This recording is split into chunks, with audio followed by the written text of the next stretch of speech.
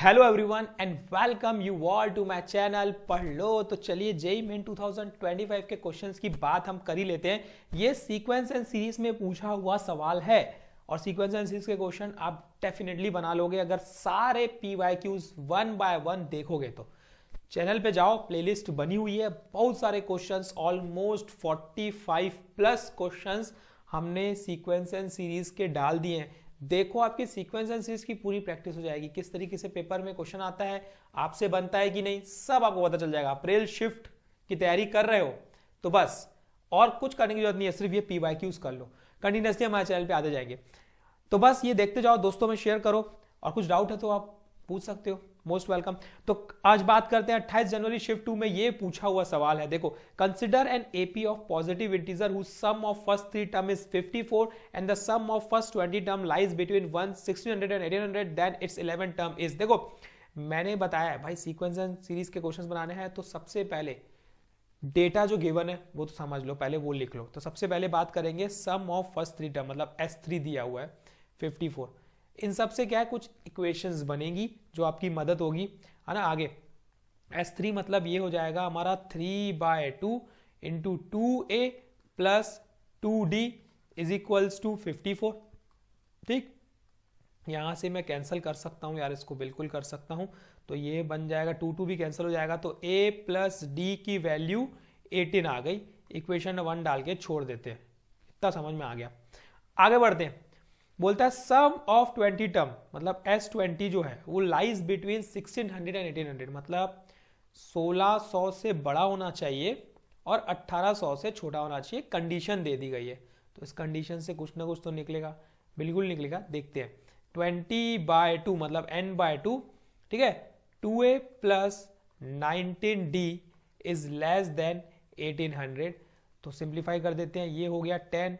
अब पूरी इक्वेशन अगर किसी नंबर से डिविजिबल होती है तो हम कर देते हैं, जैसे कि मुझे दिख रहा है कि 10 से डिविजिबल होगी, तो ये 160 less than 2a plus 19d is less than 1800। अब d की वैल्यू कहां से कहां तक लाया करेगी, d की वैल्यू कहां से कहां तक लाया करेगी, अलग अलग फाइंड कर लेते हैं। देखो एक ले लेते हैं हम लोग 2a प्लस 19d, इसमें हम लेंगे ग्रेटर देन 160, ठीक है। तो ये मिल गया 2a, तो हमें पता ही है यार, a हमें पता है, यहां से निकाल सकते हैं a की वैल्यू क्या आ जाएगी 18 माइनस डी, तो यहां पे मैं पुट कर देता हूं 18 minus D plus 19d is greater than 160, तो ये मिल गया 36 minus 2d plus 19d is greater than 160, तो ये मिल गया मुझे 17d is greater than 160 minus 36, तो 17d की वैल्यू आ गई ग्रेटर देन 124, तो यहां से d की वैल्यू आ गई greater than 124 divide by 17। Simplify करना पड़ेगा यार, 124 डिवाइड बाय 17, ये तो हमें करना ही पड़ेगा। तो 124 डिवाइड बाय 17 करेंगे तो कितना आएगा देखते हैं। देखो 17 की टेबल में 124 से कम है ना, 7 से करके देखते हैं। 7 इंटू 7 49, ठीक है। 4 कैरी, 7 और 4 11, बिल्कुल 119, और 14 में से 4, ये कितना बचेगा भाई 119, 124 में से ये 5 है ना, 5 बच जाएगा ना, पॉइंट लगा लो, इसको 0 कर लो। अब 17 3 जा तो 17 2 जा, तो मतलब 17.2 greater than 17.2, approx approx approx. अब एक कंडीशन तो ये मिल गई, एक कंडीशन इससे निकालते सेकेंड से, 2a plus 19d is less than 1800, ठीक है।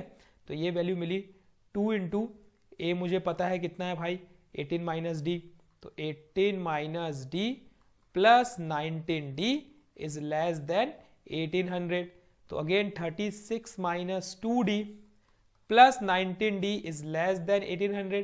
देखो वैल्यू तो सेम आने वाली है यार, 17d 1800 नहीं सॉरी 180, क्योंकि हमने यहां से 10 से डिवाइड कर लिया है, 10 से डिवाइड कर लिया है ना, 1800 नहीं 18, तो यहां से वैल्यू आ गई हमारी लेस देन, कितना हो जाएगा ये हो जाएगा हमारा 2a plus 19 is less than, है ना, ये ग्रेटर देन था, ये लेस देन हो जाएगा। तो यहां से वैल्यू आ गई 180 माइनस 36, तो 17d इज लेस देन, कितना हो जाएगा ये 10 में से 6 गया 4, है ना, और ये 7 में से 3 गया 4, तो 144, तो डी की वैल्यू आ गई लेस देन 144 डिवाइड बाय 17। अब 7 बार में आ रहा था हमारा 119 है ना, तो 8 बार में कुछ आएगा, तो मतलब 8 पॉइंट समथिंग। समझ में आ रही है वैल्यू हमें कि समथिंग समथिंग 8 पॉइंट समथिंग आएगा, 8 पॉइंट समथिंग आएगा। 17 इंटू 8, 7 8 जा 56, 5 कैरी है ना, 1 8 जा 8, 8 और 5 13, 136 है ना। तो ये हो गया 36, 8 अगेन 8 आ गया, पॉइंट लगा के 0 लगा देंगे। 3 बार में नहीं, 4 बार में, ठीक है 4 बार में जाएगा क्या, 17 17 17 36, 34 और 34 85 होता है 5 बार में, तो 4 बार में जाएगा, ठीक है। तो 8.4 समथिंग, 8.4 मतलब अब डी की वैल्यू आई क्या, अगर आप नोटिस करते हो तो डी आई है 7.2 से बड़ा और 8.4 से छोटा। तो डी 7.2 से बड़ा और 8.4 से छोटे की बात करेंगे तो डी इक्वल टू एक ही पॉसिबिलिटी बनती है 8, ठीक है, एक ही पॉसिबिलिटी बनती है, वो क्या बनती है, 8 बनती है भाई। तो मुझे पता चल चुका है पॉजिटिव इंटीजर्स की सीरीज है ना, तो डी मुझे पता चल चुका है कितना है 8, डी पता चल गया। तो ए आप आसानी से निकाल सकते हो इक्वेशन में पुट करके, 18 माइनस 8, 18 माइनस 8 कितना हो गया भाई 10। तो ए भी मुझे मिल गया, इसमें भी कोई दिक्कत नहीं है भाई। जब ए और डी मिल चुका है तो हमें फाइंड क्या करना है, 11 टर्म लगा ले, तो formula A11 equal to A plus 10 D. ए मेरा 10 प्लस 10 इंटू 8 कितना हो गया 10 प्लस 80, तो आंसर आ गया हमारा 90।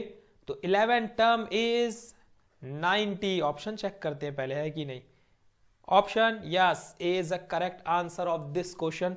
देखो इस तरीके से बनना था क्वेश्चन, क्वेश्चन बहुत इजी है ना, मजा आएगा बनाने में यार, आपको खुद को मजा आएगा बनाने में, आपसे खुद बनेंगे तो आपको बहुत मजा आएगा। और सीक्वेंस दिस क्वेश्चन बहुत सिंपल है, दिक्कत जाने नहीं वाली।